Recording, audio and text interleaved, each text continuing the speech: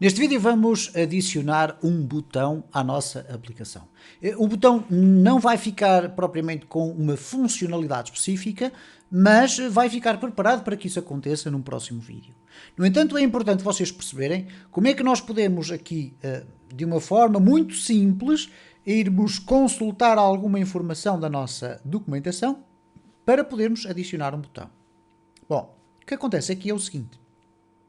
Nós temos aqui o App Bar, que é esta área que nós aqui temos, e queremos colocar um botão aqui por baixo. Não vamos estar preocupados agora com a questão da distância. O botão vai aparecer aqui, não vai estar centrado, etc. Vai aparecer aqui um botão cujo tamanho vai depender também do tamanho do texto do próprio botão. Bom, o que é que nós precisamos fazer aqui para adicionar um botão à nossa aplicação? Bom, por baixo do App Bar, eu vou querer que apareça um botão. Bom, neste caso tenho que adicionar aqui um body, e neste body eu vou adicionar um botão da coleção de materiais que existem dentro do Material Component. Ora, eu tenho aqui o Buttons, eu tenho aqui vários tipos diferentes de botões. Temos o Flat Button, o Drop-Down Button, etc. E vocês veem aqui uma pequena demonstração do que é que será. Temos o Button Bar e temos aqui em baixo um que é o Raised Button.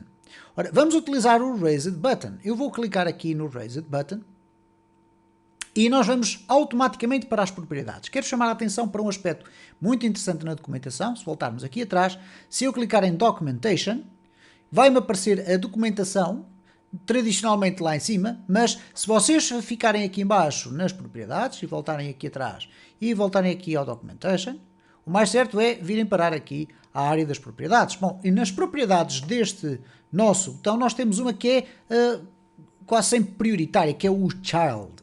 E o Child está a identificar aqui como sendo The Buttons Label. Isto é, neste contexto da documentação, que eu vou pôr aqui um bocadinho maior, neste contexto da documentação do Raised Button, que é um botão que tem apenas uma cor de fundo, etc., o Child vai permitir definir o Buttons Label. O Buttons Label é o texto que o botão vai ter. Bom, vamos então aqui regressar à nossa aplicação. E o que eu vou colocar aqui no Child, ou melhor, no Raised Button, vamos aqui, Raised Button, ok? Aqui está. Vamos agora configurar o nosso Raised Button. E este Raised Button vai ter então um Child, e quando vocês veem aqui este assinalar aqui com esta linha amarela, é porque existe algo que é obrigatório ter dentro do Raised Button. E se vocês olharem aqui para este lado, nós vamos verificar aqui que é requerido o argumento onPressed. Okay? E o onPressed basicamente é a instrução do clique. É o que é que acontece a este botão quando nós fazemos um clique. Ora, já lá iremos. Aqui no Child, o que nós vamos fazer é adicionar o widget Text, que é o que nos vai permitir colocar texto dentro do interior do nosso botão. Porque reparem, se eu não colocar rigorosamente nada e for agora ver o que é que aparece na minha aplicação, aparece apenas este retângulo com uma cor de fundo e que não faz qualquer tipo de animação. Bom, se eu agora colocar aqui no Child e colocar aqui o Text e colocar aqui clique neste botão, ok, eu vou chegar aqui um bocadinho para o lado, vocês já vão ter a oportunidade de verificar que o texto apareceu. No entanto, reparem neste pormenor. Pelo facto de eu ter definido o texto, não significa que o botão fique logo com uma animação para nós podermos começar a sentir um certo feeling na nossa aplicação.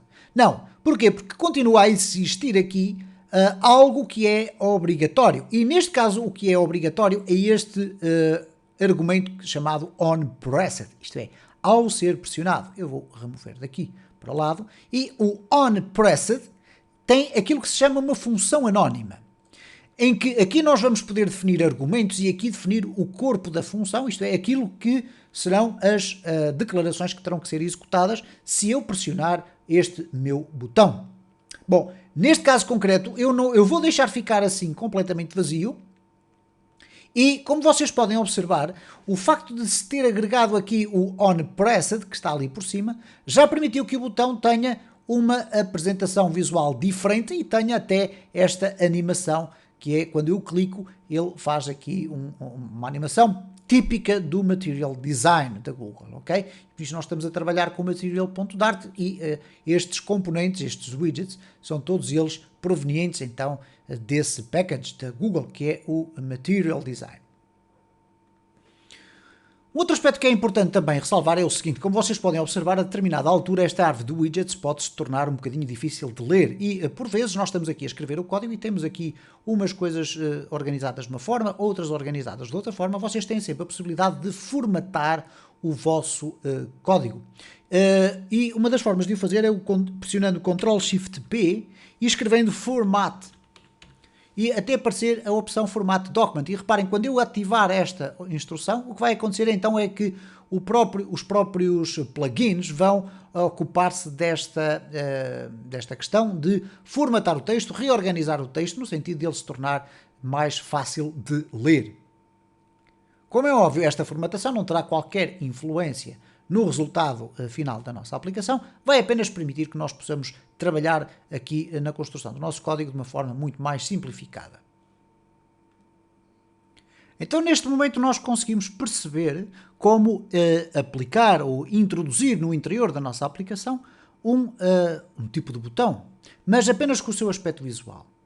A pergunta que se coloca é como é que nós vamos adicionar funcionalidade. Eu já referi que nós temos aqui uma função anónima, mas para que possamos ter, então, o botão a poder alterar o estado de um determinado elemento da nossa aplicação, nós não vamos poder trabalhar com o Stateless Widget.